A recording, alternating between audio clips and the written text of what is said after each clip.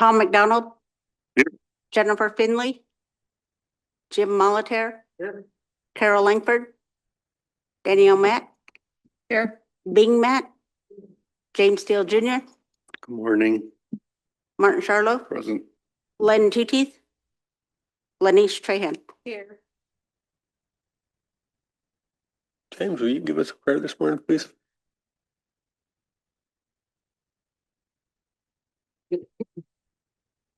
And Father, we thank you for this day. We thank you for our beautiful homeland that we are blessed with. We ask for your protection over all of our people, our armed force members, members of the armed forces, our police officers, our fish and game officers, and particularly today, our folks that are monitoring the invasive species that are trying to invade our reservation through watercrafts and such.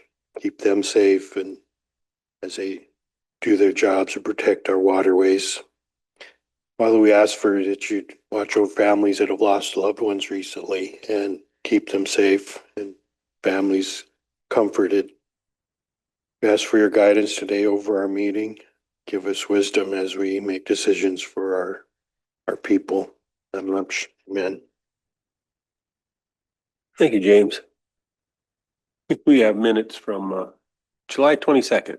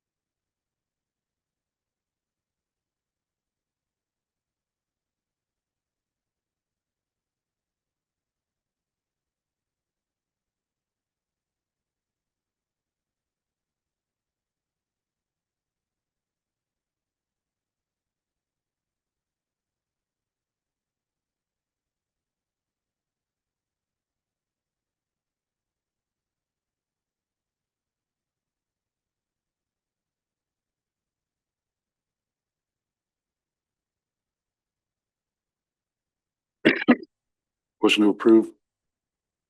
Motion by Martin to approve the July 22nd minutes.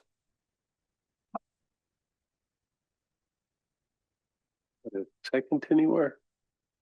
Second by Tom. All in favor? We're unanimous. We do have an agenda for today. I do have one thing, and we have one walk-in. Anybody else? Len? Danielle? Yes. Executive.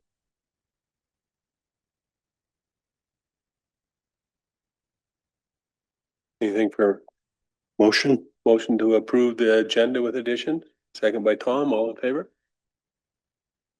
We're unanimous. First thing on the agenda is my little, we need to sing happy birthday to Bing. We missed it yesterday, so happy birthday to you. Happy birthday to you. Happy birthday, dear Bing. Happy birthday to you.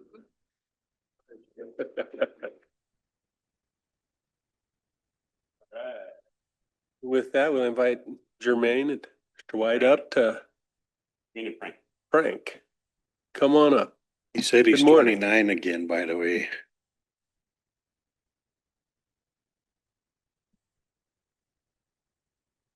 When you want to talk, you put. Good morning, Mr. Chairman, Tribal Council members. Thank you for making this time for us today. I'm here with former colleague and friend, Frank White, whose father was my art teacher in Ronan School in the late 60s. Frank was George was not only an art teacher, but an extraordinarily talented artist. And Frank approached me some time ago and said that he would like to gift the tribes some of the bronze art that his father cast. And he wasn't sure where the best place was for this gift to go. Because of the nature of bronze, just, the permanence and the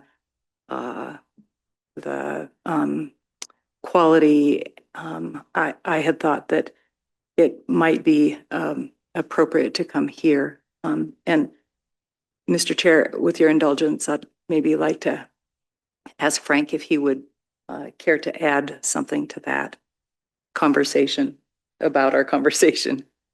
Thank you. Morning, Frank. Welcome. It's been a while. Yes, good morning. The only thing I wanted to say is that my father had a deep respect for the people of this area and also was able to represent many things in a way that I think are unique and special. And I wanted them to go to some place that would be respected and also understand that the deep cultural values are not something trivial, but they are long-lived. They need to be respected. And I thought his artwork displayed that abundantly, and I wanted to make sure that it got to some place because I'm not going to last a long time either. But anyway, I would like to offer them to the tribe in perpetuity, and so that's why I'm here today. Well, thank you. That's very generous. Tom, go ahead. Yeah, thank you, Mr. Chair. Frank, this is a gracious gift to the tribes. I really appreciate it.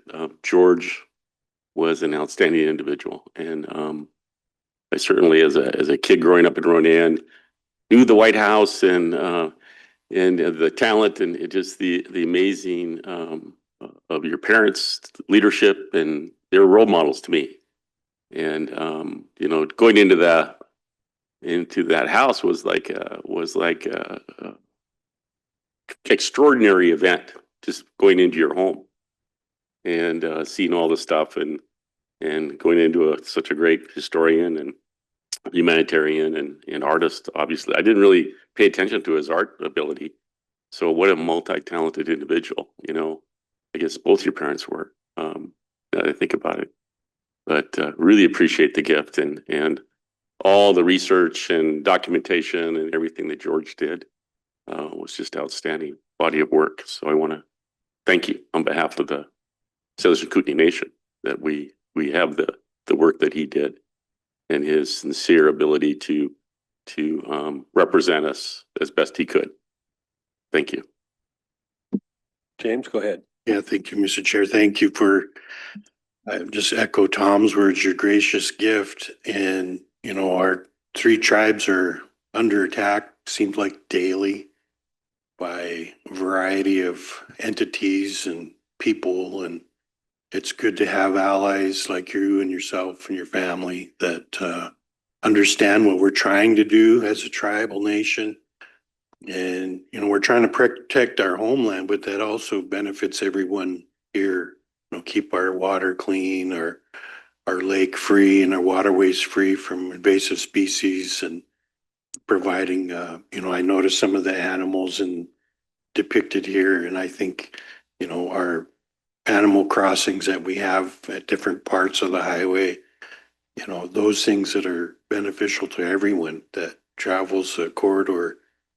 And, I think it's been an interesting season on council this time because we've had a few different people come in and donate items that were important to their families and important to us as a tribe. And I thank you for thinking of us, our tribal people and the tribes in this gift. So thank you very much, and many blessings on you and your family.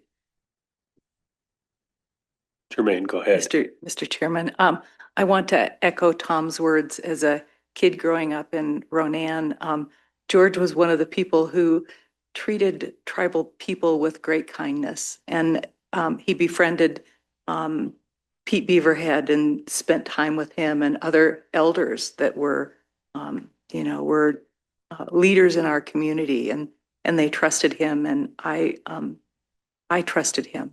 I thought that he was a remarkable person, and I knew from his classes that he was extraordinarily talented, but I had no idea that that he produced this level of art, and it seemed appropriate that he'd come here. So thank you for inviting us in today and taking this time for us. Tom, go ahead. Growing up and listening to my great uncles talk about the landscape, and in particular, talk about the river. George knew this river and knew the landscape so well, and it was some of the stories and things that he had documented were just fascinating to me. It was like he could take me back on a journey to 100 years and just like that, and so it was fascinating to know and know his work and rely on it as very, very factual and solid work. So again, Frank, I just wish George was here, but he did great work, and so thank you for this gift again. Well, there is one, I could maybe share one story. Joe and Corky were accompanying my father in his homemade Winnebago, which leaked as much air and dust into it as anything that was open. But they went over to eastern Montana, and my dad was looking for some teepee rings, as they called them, and ceremonial rings.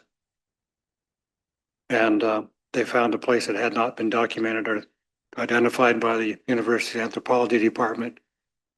And so Joe and Corky were scouring around the little buffalo jump area. Because my dad says, well, 10,000 years ago, this would have been, this and that water would have been here. And therefore, they would have put a sweat lodge down over there. And they would have run the buffalo over here. And there would have been these teepee ring ceremonial places here. And so they walked around, and sure enough, they found everything he said. Corky picked up a buffalo skull from underneath some sagebrush that was partly buried down in the bushes. He picks it up and says, what should I do with this? My dad, in his candor, said, well, I guess you could just put it back where you found it, Corky. And I wish Corky were here to amplify the story, because I'm sure he had some embellishing remarks that I'm not giving you. But that was one of the things I enjoyed about my father the most. Although he was blind in one eye from a childhood accident, his ability to see things in perspective and to put bones into the sculpture and then put hide and fur and muscle on those bones. You could almost ride the horses that we have in our house, the little, bronze horse. They look like they're ready to move. And in particular, maybe I'll bequeath that when I die to this committee as well, of a rogue grizzly bear standing on a rock sniffing, and you just can swear that this thing is going to move in a moment. His understanding of the nature of beasts and of human beings was extraordinary, and I'm appreciative of your comments about him and his life. And my mother was an equal partner. I think I'm not sure, was she one of your teachers, Tom? She was my favorite teacher. Okay. She was the only teacher I invited to my graduation when I graduated from high school. So anyway, I feel like I'm in the company of friends and family, so thank you. Anything else from council? Jermaine? Mr. Chairman, council members, thank you so much. I think that Frank has written his wishes that these bronzes remain with the tribes. This is a gift. It's not meant to be. maybe you can explain better what your wish would be for this gift. With your indulgence, I'll read the letter I'm submitting with these articles. To the Confederated Kootenai Tribe. Donation of bronze sculptures. It is the wish of my brothers, George and Michael, and myself to donate the bronze sculptures to the Confederate Kootenai Tribes in perpetuity. Two men drumming, woman wielding a stone hammer, woman on horse, shrouded person with owl and tree and coyote prowling, man drumming to bison skull. Submitted by Frank White, personal representative for the estate of George and Beverly White. Thank you so much, Frank. I hope to get a picture. If we get Jermaine and you standing on each side, we'll take a picture of.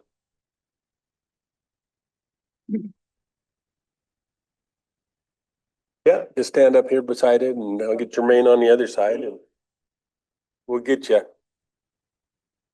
Yeah. Thank you.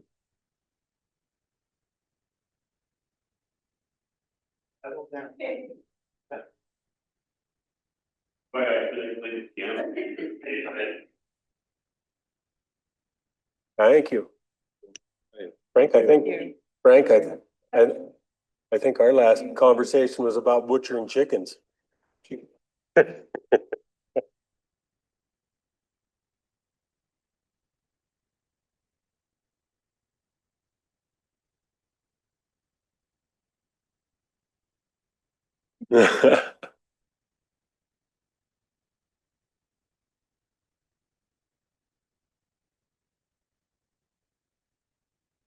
Thank you, Jermaine.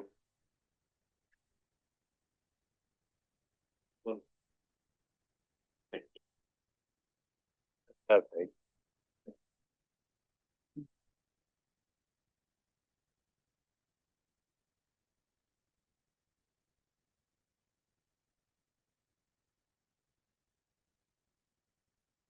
Mr. Chair, I just suggest if we could just leave them through the whole meeting, that'd be great. Kind of what I was thinking. I'm gonna put the letter right down with.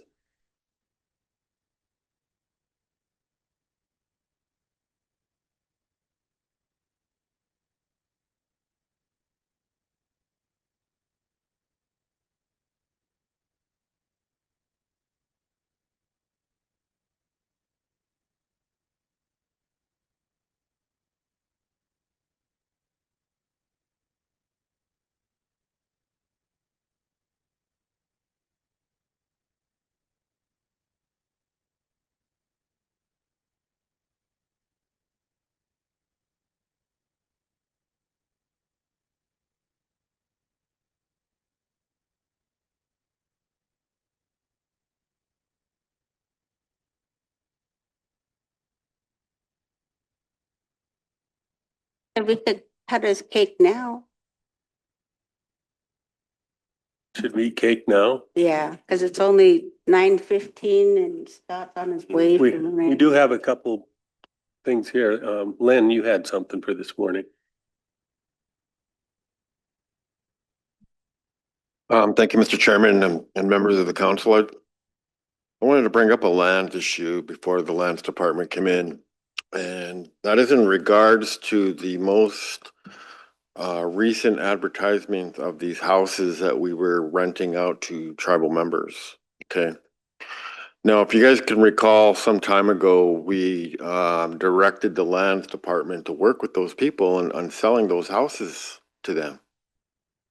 And so I was really quite surprised to see that they were advertised. You know, in one of the situations, because I know the person is going to be unable to obtain any financing. We're going to create another homeless situation here for a family. Is what's going to happen. Is what could happen, I should say. And I think we just need to remind the lands department head about what our directive was, and that was to work with those people. work with them so they could keep their homes. That's their homes. And the other thing I really question is the value that was placed on those homes. I know he mentioned at one time that he was going to advertise them at 50% of the appraised value. Well, I know the one home they were offering, the starting bid was $100,000. So, and so the appraised value is 200,000. This is a hungry horse home. Okay. And I got to question the value. I don't think they're worth $200,000. Okay. But the fact of the matter is it was just quite concerning to me that after we gave that directive to the lands department head, he turns around and advertises them. So I think we need to continue to move in the direction we were moving with these tribal members, and just allow them to keep renting their homes. And the other thing I wanted to bring up too was the rental increases, and I understand why the rental increases were needed. I really do. But I think back, what should have happened is,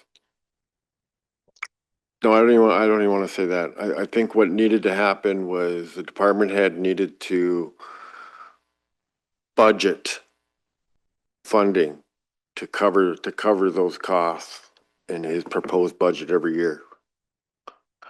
Because now, right now, what's happening is, because he cannot cover the cost of maintaining those homes, we have to raise the rent. Okay, and many of these people, were just really struggling with the rental costs that they currently had, and then to double and in some cases triple the rental, was just put the hardship on them. So I would like to see us just go back to the existing agreement with them, continue to allow them to rent the house until they're able to obtain financing. And I think it was just the 3 homes too. I'm not sure about the other ones, but it was just the 3 homes. And so that's my issue. Thank you, Lynn. Any other thoughts there? I've got a couple thoughts there. Okay.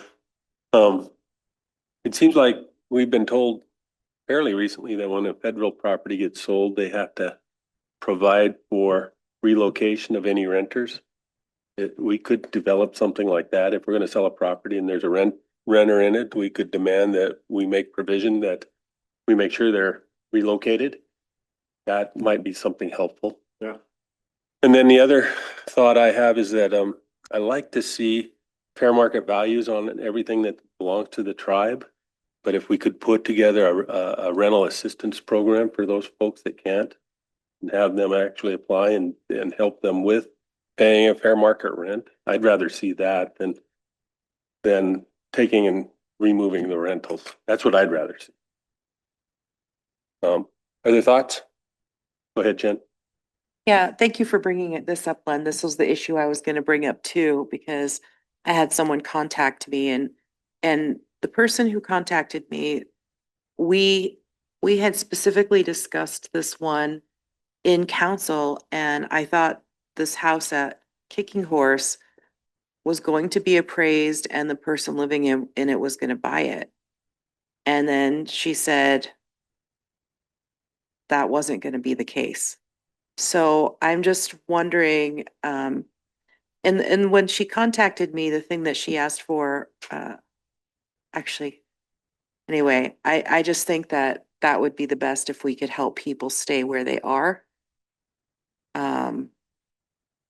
And anyway, that's all I wanted to say. It's just better to keep people where they are. Any other thoughts?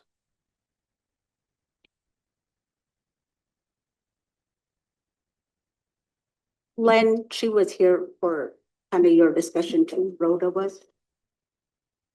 Okay. Yeah, this is Rhoda Couture. She's one of the tenants at the Kicking Horse Job Corps House. Okay. Rhoda, we were just having a discussion about, well, I brought up the past action that council took. And it was my understanding, and I believe it was also your understanding too, that the last time we discussed this is we were just gonna have the house appraised and allow the tenants to purchase those houses at the fair market value. That was, Rhoda, can you turn on the microphone, please?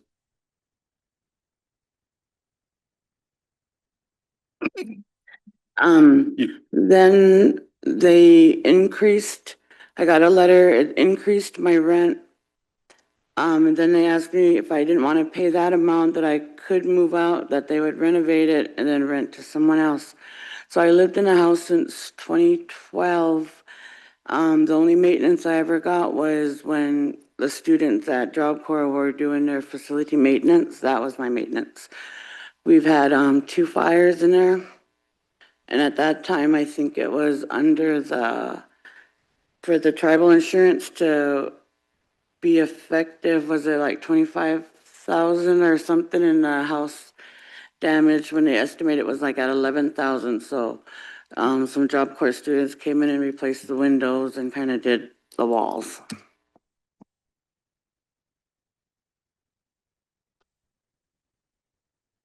Any other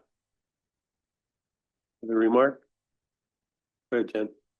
Well, Rhoda, I just wanted to also bring up to council that, you know, housing has a program, and, you know, you and I had talked about this, housing has a program that can help people with the down payment. And Rhoda said she's willing to take that class and to get some help with the down payment through the program at housing. So she has a way to move forward. Yeah. Tom, go ahead. Thank you, Mr. Chair. I was trying to reflect back on the presentation with this discussion, but if council took action to allow the current renters to purchase the homes at a fair market appraised value, then that's the action we took.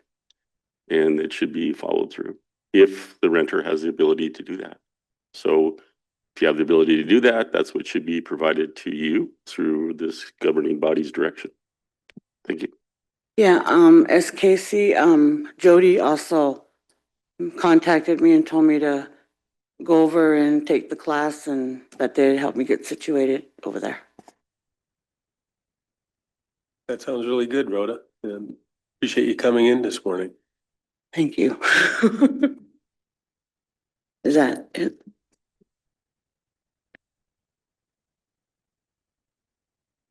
Say that again, Do Martin. we have Abby look for the action or if the discussion? We can have that. I think most of us recall that discussion. Just official for Mark. Tom, go ahead. I think this relates to part of the problems we have with follow through and timeliness, et cetera, et cetera. That's been an issue since my first day on council. I think we really need to have, you know, if Abby can do it, you know, really codify these directives and report back on time frames. We've talked about it so many times, but you know, that's just making people be accountable and actually codifying our direction. So I think there's misinterpretation sometimes. People don't hear what we're saying, or you know, it's gray, and then they put their own poetic license to it, or their own biases, and it doesn't get implemented the way we intended it to. But having things come back to us, you know, and with the schedule, here's the direction. Just I guess unfortunately we have to do more things in written direction with timeframes and just get everything date stamped and progress reports as it should be. Thank you. Go ahead, Martin. I got a bunch of documents yesterday and they were all dated for the 17th. And it's like, it was like everyone got out at 3 on Thursday.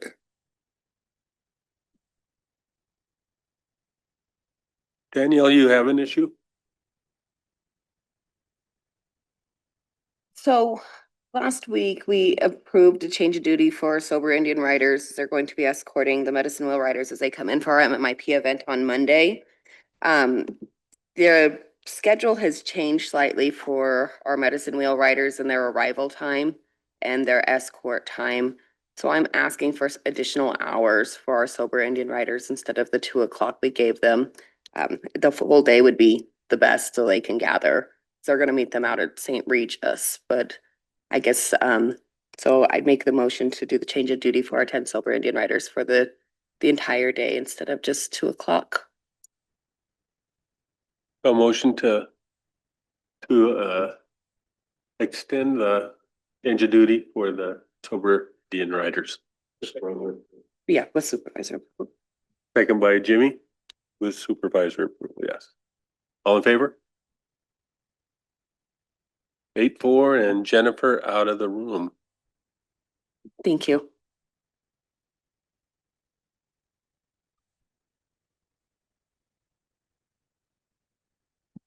I see Scott's here. Well, come on up, Scott. Good morning.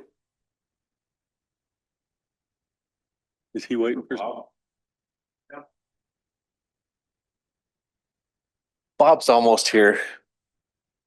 Yeah, Okay. he's coming in. I haven't got a chance to talk to him yet. He's been on vacation, so he's just getting back from vacation, so I'm not sure what he's gonna present today. But hopefully it's something good or Mr. Chair, some hope. Scott and Bob show. Go ahead, Mark. I'll fill some time. Thank you for helping get this stop sign replaced Oh, down yeah. here. It was kind of becoming a hazard because it's a busy street. It's completely faded. No, it was just gone. Oh, that one. Like, I think Oh, yeah. it got knocked down. The other one was great too, but this one over here on the street is a lot more dangerous than that one. People like to drive fast getting away from work here.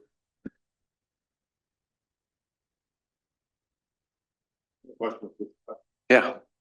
Just real quick, are we getting close to being able to get lights installed at Tanaka home sites? Yeah, I got them ordered. I'm not sure when they're coming in yet. I'll let you know. This week, or probably on Monday, I'll let you know what the status is on those. Okay, all right, thank you, Scott. Yep. Morning, Bob. Welcome.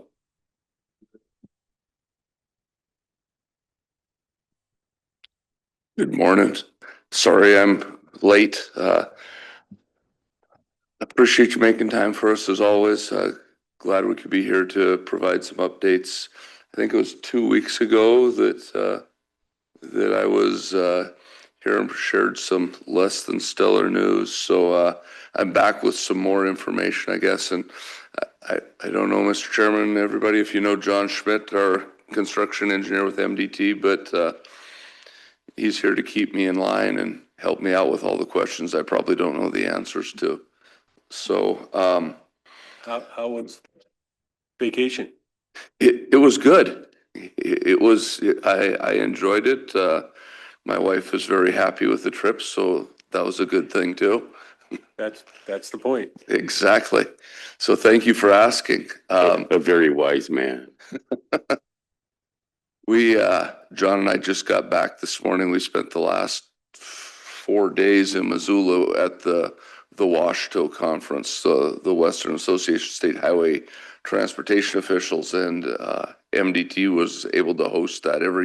It's 18 states, and so that rotates around, and it was been 18 years ago. Montana hosted it in Kalispell, so this one was in Missoula. So it was a lot of compliments of the beautiful area that we live in. There was a lot of, I would say over half the delegates I talked to plan on actually probably spending some time up in this area. And one of the things, the reason I bring it up is Joan Radine, who some of you may have spoken to or seen emails come from Joan, my executive assistant. She led a spouse and guest tour.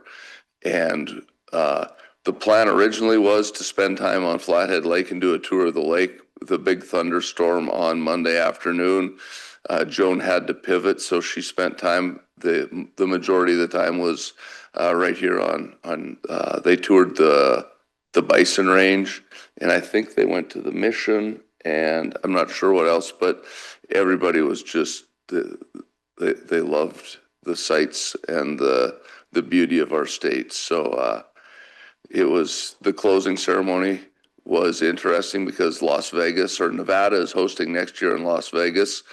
And they let everybody know that we went this year, our tour took them through a scenic route, and they're gonna have a scenic route for them next year, but it's called the Las Vegas Strip, and I will take this over the Las Vegas Strip any day. So, but so thank you for allowing us to show off Western Montana and the bison range, and so it was just a beautiful asset that we tend to take for granted sometimes, just being right here. So,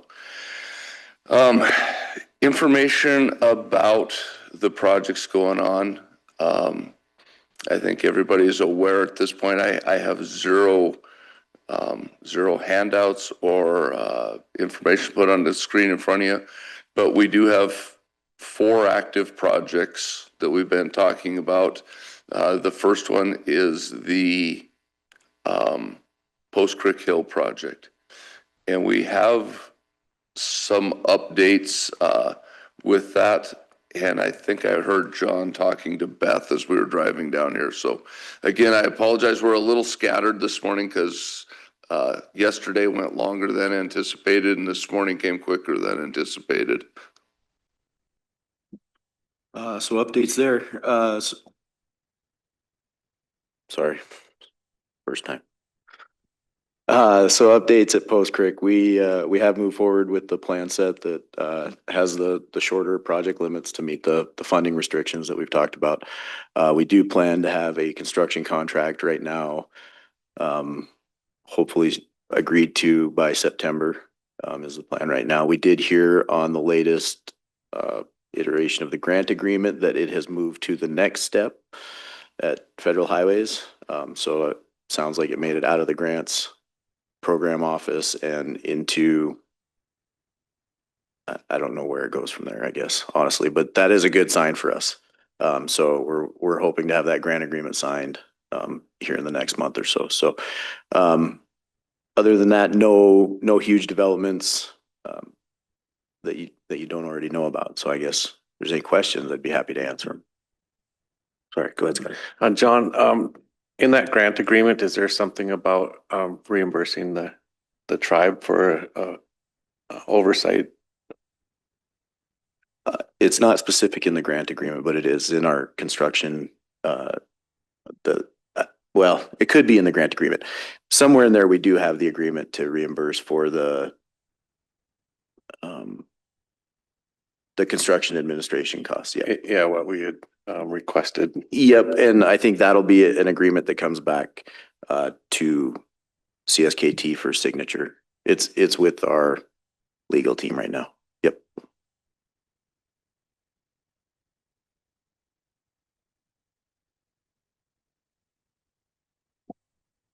So real quick, just to remind everyone, Mr. Chair, that the limits that we originally had for the Post Creek Hill project was to start south of Dublin Gulch and go north to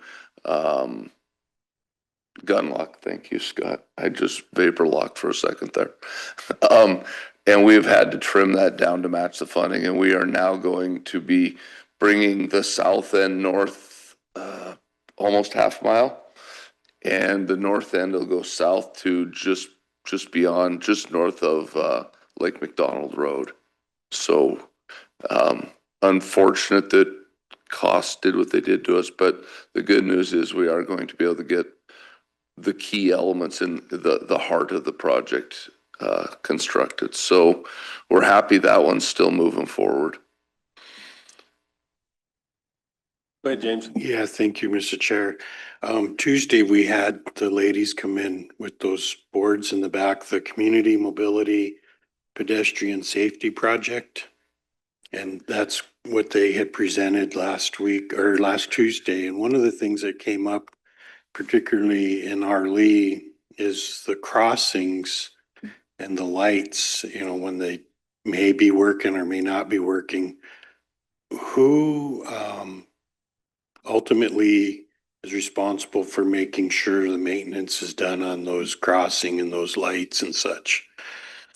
They were saying that it appeared that the one or more of them on that stretch there in our Lee, some of those lights may or may not be working when a pedestrian goes to cross.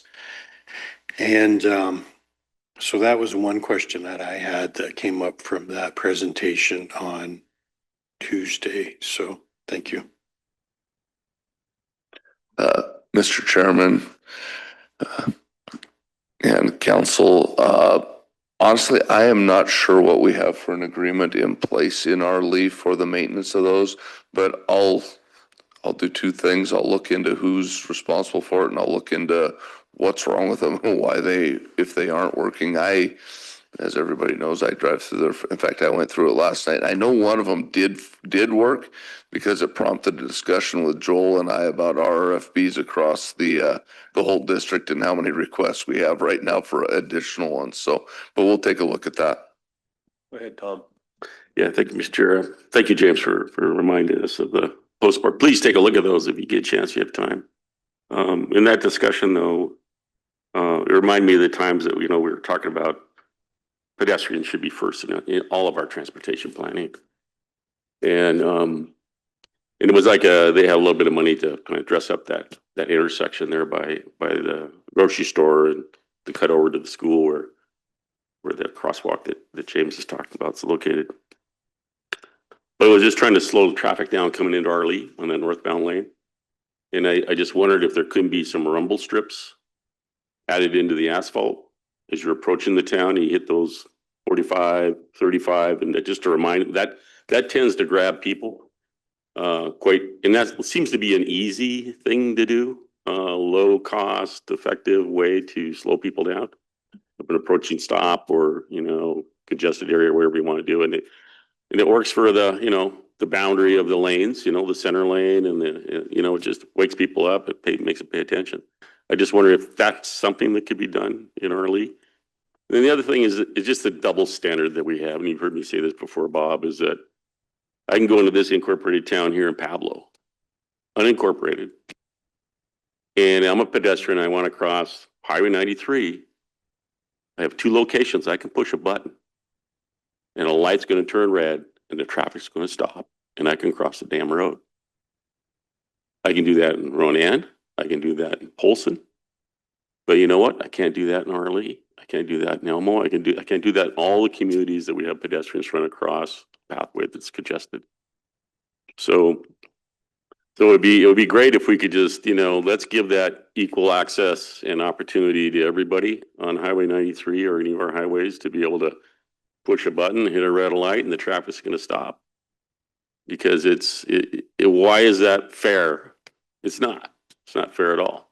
If we're going to give the pedestrian the right to stop traffic anywhere on any of our state highway routes or any of our community routes, then we should be able to do it everywhere. Whether it's Scott's road system or it's, you know, a county road system or it's a state highway or a federal highway. Anyway, that's just my opinion. Thank you. James. Yeah, thank you, Mr. Chair. I had one more I forgot to mention. On the old Highway 93 that turns at SNK Technologies and it goes past the Pleasant View Cemetery, that section there, it isn't posted as to what the speed is. And we had a tribal member that got stopped in there and the cop tried to say, well, it's posted way down there at the end of St. Mary's Lake Road. Well, that's 25 miles per hour and the sign indicates, you know, there's a what do you call it? A pre-notification sign saying arrow ahead 25 miles an hour. But in that section, there's not a posted speed limit. I go 55, I go 60 on it, but the cop has stopped a tribal member in there and said it is X, Y, and Z, but there's not a sign saying what it is. And so I just had lunch with this tribal member yesterday, and that was one of the topics of discussion. I'm like, I don't know, I just go 55 or 60. Or I could go 70, I guess. It's old Highway 93, but it's not very clear. But once you get to St. Mary's Lake Road, right there across from the Longhouse, it's real clear. It's 25 miles an hour. But if there's anything that if you have an old discarded like reasonable and prudent sign, can you put it right there? Is this off the state highway? Yeah. The old highway? Yeah, Is it that turns what you're right talking there, about? I was gonna say the medicine tree. It's Technologies, thank probably, you guys, thank you, gentlemen. probably turned to a county. Yeah. I'm not sure that that is our route. I believe it's a county road. So if I find a discarded reasonable and prudent sign, I could put it up there. Those are almost historic at this point.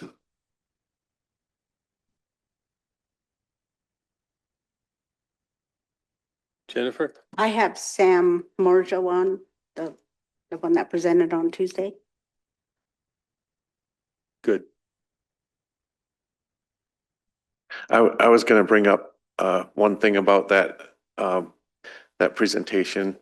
After they came in and presented about that intersection, we had a meeting, and Aldo, the traffic MDT, was in that meeting, and there was a little bit of concern about trying to get approval for doing that artistic thing in the state highway right away without, well, we needed to get a design exception, I think, for doing that work on the, like, in that intersection. And I'm not sure if I can get federal highways to approve that in time that they wanted to do that work.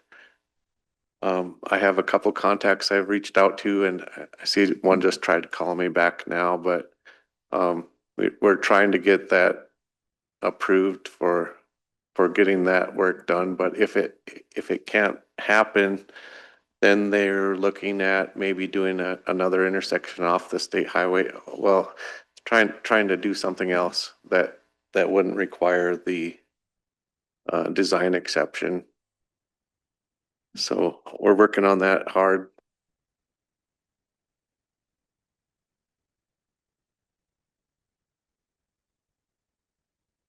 What else?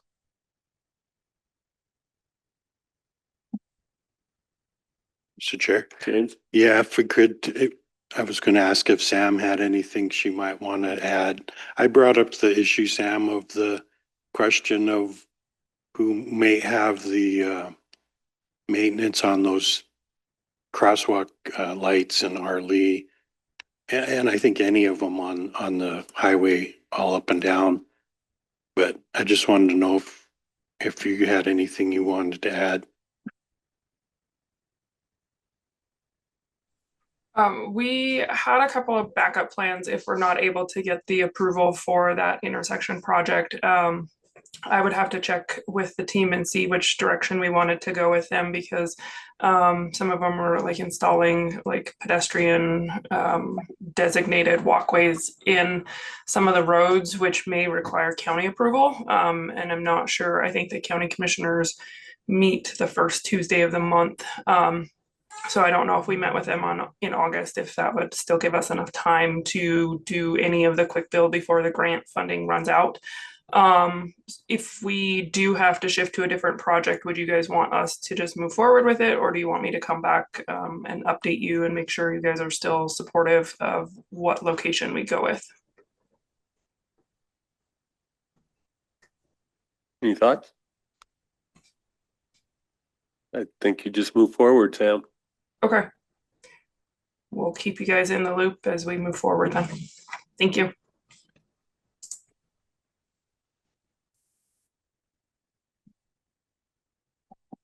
Mr. Chairman, I do have one other update to provide, and that is on the other three projects that we have in the works, which would be the safety project for the turn lane right by the lodge, and then the wildlife crossing, the pilot program overpass, and then the very large 9 Pipes project, which is the one that we unfortunately lost the funding for. So we have made a decision. We will be continuing forward with the 2 projects that funding is secure for. But with the 9 Pipes project, what we're going to do is get it tied up as basically as quickly as what we can where we are with the design right now. And then the remainder of the money, we're going to look and we need to check what the timeframes are and determine whether or not we can try to pursue a separate contract with the design team to design as much of that. We would like to design as much of that project as what we can, but we have to be cognizant of what the deadlines are and what the deliverables need to be to still work within that grant funding that remains, I guess. So, Scott, did you have something I just had a question about, like, they say that grant funding was rescinded, but has Federal Highways sent any official letter saying that, yes, this is what this amount was obligated, that 11 million, and then the other wasn't, and it was taken away? Have they said that, or are we just assuming that because of the wording in the bill that it's gone? Yeah, we haven't received anything official in writing from FHWA, but they've told us that the money isn't there, right? So nothing official in writing, but they've told us that to not plan on using it. Okay, thank you. Yeah, we are right now is if we were to go forward from when we got the verbal notification and continue to expend money, there's a more than likely chance that that money wouldn't be reimbursed if it were outside of the parameters. So, and we're sending our contracting team a letter today notifying them that we're going to be amending the contract. And obviously there's some significant impacts to a contract when you take one of that size and take that much away from it. So this is a first in my career. Any remarks? James? Well, yeah, just kind of an off the side when, with your conference that you went to in Missoula, do you hear, just curious, kind of off topic, but any of those other programs that work well with their tribes, do they have any kind of native presentation or at least discussion about how they interact with tribal nations? I mean, MDT, it's been great working with our tribes for a number of years. I mean, kind of a rocky road at the beginning, but once we got through them places, it seems to work real well. Mr. Chairman, Councilman, first off, I appreciate the kind remarks. I'm proud of the relationship we have. I think it's been very beneficial for all of us, and there's a lot of hard work went into it, and I appreciate that. There were a couple sessions about relationships. Yeah, I mean, and Director Dorrington, who you've all met, he puts high value on relationships. And that was one of the themes that he had for the whole conference, is that relationships matter. Something that we have a leadership team meeting every Monday morning, and we talk about relationships and how much they matter. I didn't attend one of those sessions. I got wrapped up in some pretty cool technical sessions. I did not attend that one. I don't know if you did, John, or not. So But there definitely was a focus. And I'm proud to say that we've all been to these different conferences, and the networking is what a lot of it is. And we did have at dinner one night, had a great conversation, and I talked about how valuable the relationship is that I have with this very group and the council, and the good things that we've gotten done, and bemoaned the loss of a significant chunk of funding for a really exciting project. I'm hopeful that as we get into the new federal funding, IIJA has expired and we're in, a continuing resolution right now. I'm hearing positive things from people about the feedback back and forth that we may get a new bill maybe without having to do what did we do? 6 continuing resolutions last time, I believe. I think there's a desire to not go through that again. And I know that infrastructure is really high with the current administration. I think the buzzwords are going to change. How they deliver it's going to change, but I think there's a desire to put a lot of money towards infrastructure. And the projects we have right here, I told the group, I really don't care what the buzzwords are, because this is a project that you go ahead and change the buzzwords and this project's still needed. And we'll just use the new buzzwords. So I'm hopeful that we can continue to move forward.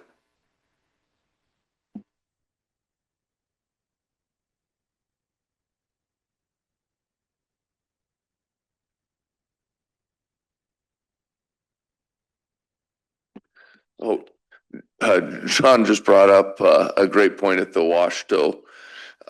Actually, the opening ceremony, we had a significant portion was talking about Western Montana, and we had dancers from CSKT down there presenting, and it was people really appreciated that. So I can't give you the names of who the dancers were. I apologize for that, but it was extremely well done, and it was the respect that was shown. The place was quiet when that was taking place. There was no side conversations taking place, and it was really great to see. So thank you for that as well. Appreciate that. Anything more for Bob or Scott or John? Martin, go ahead. The project north of Polson Bridge or west of Polson Bridge, where the casino's going in, we have any more progress on what we're going to do with that? Mr. Chairman, I don't know that I have anything new to add, other than we did sign an agreement, and I know it should have made it to you, I believe. There was an agreement with, or SNK Gaming MDT has an agreement signed by MDT, SNK Gaming, and the city of Polson that we've figured out what needs to be done for phase 1. They're moving forward with that. Phase 2, because they're not sure what phase 2 is going to look like, we all agreed rather than pump the brakes and try to come up with the perfect solution for an end product that we don't know what it looks like. The agreement basically says that as S&K moves on to different phases, we'll continue to engage with each other and make sure that we're coming up with a solution that works for all the users as we get to each of those levels. So that way, we're not stalemated right now and holding up progress for something that hasn't been decided yet in the future. So that answers your question. Well, thank you, Bob. Always good to see you. Thank you. And I have one more kudos and thank you, and that is to Whisper. John was at a tech tour for the Washto conference of the existing overcrossing at Evero. And I talked to a few people that really enjoyed the tour, and Whisper, as you would expect, did an amazing job is what I was told. So thank you again. pass that on. Thank you. Thank you. Have a good rest of your day.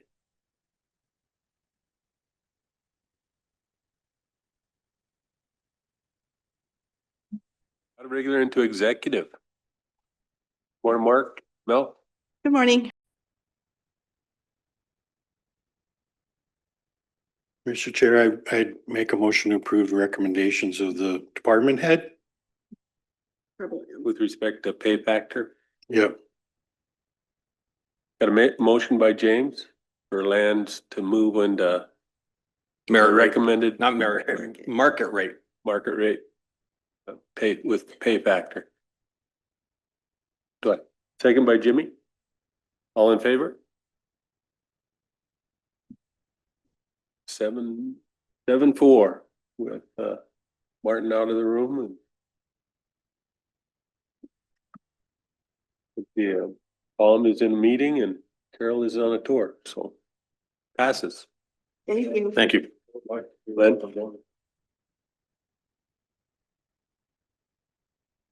We'll go out of regular into executive. Was it Martin? Martin. Okay. Go ahead, Martin. Like, make motion for the, Modification 9. yeah. What do we see? Share. Got a motion by Martin to approve modification 9 to the budget. Second by Bing. All in favor? Unanimous. Share. Jen? And when you guys are done with this, you guys need to go in executive for Patricia Hibbler. And Brian Lipscomb said they changed the venue and they won't be here till about 12:30, 12:40. They're on the road right now, heading this way. So we're having lunch here. Yes. So we can eat first? Remember, Ruth, we have cousins. We will go out of out of regular into executive.